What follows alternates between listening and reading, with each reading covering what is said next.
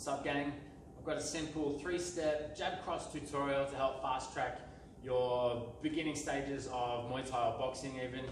The first thing I want you to practice, okay, if you've got a mirror or something, having your hands in stance and having your hands on your cheeks, and as each punch goes out, the other hand is on your cheek.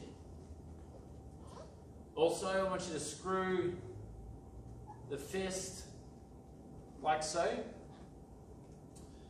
Second stage, we want to look at your shoulder rotation and screwing the back foot into the floor like you're putting out a cigarette.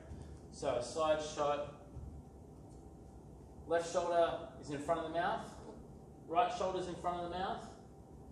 Okay, and again, when I throw that right, I'm screwing the foot into the floor. Jab, cross. And then the final stage I want you to work on is having the shoulders touch the jaw. So, jab, cross.